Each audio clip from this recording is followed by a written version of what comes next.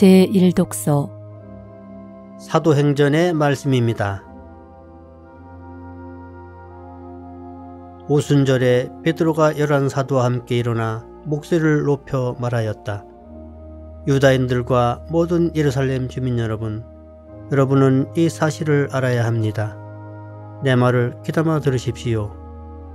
여러분도 알다시피 나자렛 사람 예수님은 하느님께서 여러 기적과 이적과 표징으로 여러분에게 확인해 주신 분이십니다. 하느님께서 그분을 통하여 여러분 가운데에서 그것들을 일으키셨습니다. 하느님께서 미리 정하신 계획과 예지에 따라 여러분에게 넘겨주신 그분을 여러분은 무법자들의 손을 빌려 십자가에 못 박아 죽였습니다. 그러나 하느님께서는 그분을 죽음의 고통에서 풀어 다시 살리셨습니다. 그분께서는 죽음에 사로잡혀 계실 수가 없었던 것입니다. 그래서 다윗이 그분을 두고 이렇게 말합니다. 나 언제나 주님을 내 앞에 모시어 그분께서 내 오른쪽에 계시니 나는 흔들리지 않는다. 그러기에 내 마음은 기뻐하고 내 혀는 즐거워하였다. 내 육신마저 희망 속에 살리라. 당신께서 제 영혼을 저승에 버려두지 않으시고 당신의 거룩한 이에게 죽음의 나라를 아니 보게 하실 것이기 때문입니다.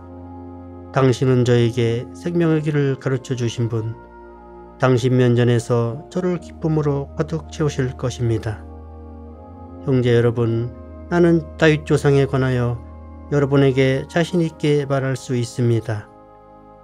그는 죽어 묻혔고 그의 무덤은 오늘날까지 우리 가운데에 남아 있습니다. 그는 예언자였고 또 자기 몸의 소생 가운데에서 한 사람을 자기 왕자에 앉혀 주시겠다고 하느님께서 맹세하신 사실을 알고 있었습니다. 그래서 그리스도의 부활을 예견하며 그분은 저승에 버려지지 않으시고 그분의 육신은 죽음의 나라를 보지 않았다 하고 말하였습니다. 이 예수님을 하느님께서 다시 살리셨고 우리는 모두 그 증인입니다. 하느님의 오른쪽으로 들어 올려주신 그분께서는 약속된 성령을 아버지에게서 받으신 다음 여러분이 지금 보고 듣는 것처럼 그 성령을 부어주셨습니다. 주님의 말씀입니다. 제2독서 베드로 1서의 말씀입니다. 사랑하는 여러분, 여러분은 사람을 차별하지 않고 각자의 행실대로 심판하시는 분을 아버지라 부르고 있으니 나그네 살이를 하는 동안 두려워하는 마음으로 지내십시오. 여러분도 알다시피 여러분은 조상들에게서 물려받은 헛된 생활 방식에서 해방되었는데 은이나 금처럼 없어질 물건으로 그리 된 것이 아니라 흠없고 티없는 어린 양 같으신 그리스도의 고귀한 피로 그리 된 것입니다. 그리스도께서는 세상 창조 이전에 이미 뽑히셨지만 마지막 때에는 여러분을 위하여 나타나셨습니다. 여러분은 이 그리스도를 통하여 하느님을 믿게 되었습니다.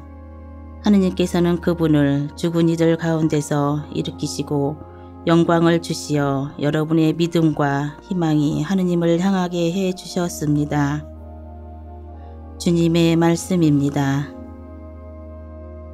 복음 루카가 전한 거룩한 복음입니다.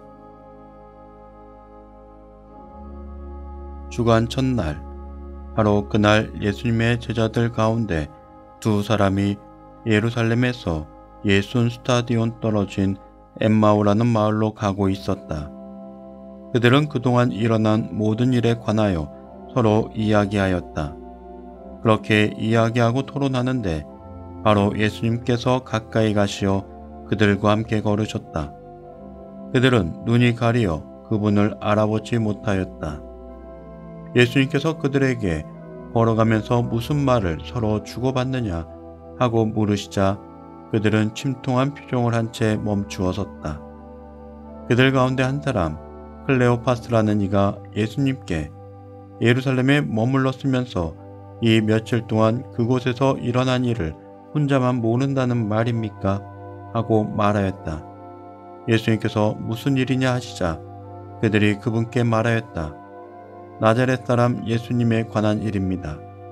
그분은 하느님과 온 백성 앞에서 행동과 말씀에 힘이 있는 예언자셨습니다.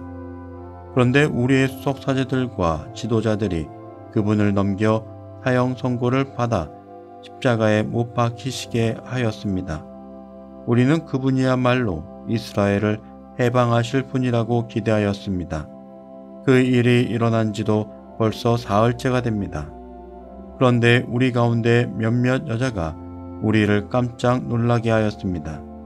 그들이 새벽에 무덤으로 갔다가 그분의 시신을 찾지 못하고 돌아와서 하는 말이 천사들의 발현까지 보았는데 그분께서 살아계시다고 천사들이 일러주더랍니다. 그래서 우리 동료 몇 사람이 무덤에 가서 보니 그 여자들이 말한 그대로였고 그분은 보지 못하였습니다.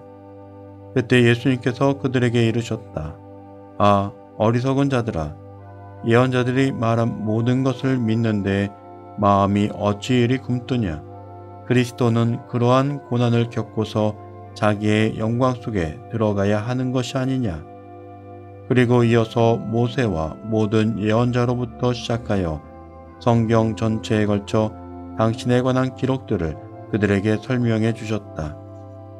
그들이 찾아가던 마을에 가까이 이르렀을 때 예수님께서는 더 멀리 가려고 하시는 듯 하였다. 그러자 그들은 저희와 함께 묵으십시오. 저녁 때가 되어가고 날도 이미 저물었습니다. 하며 그분을 붙들었다.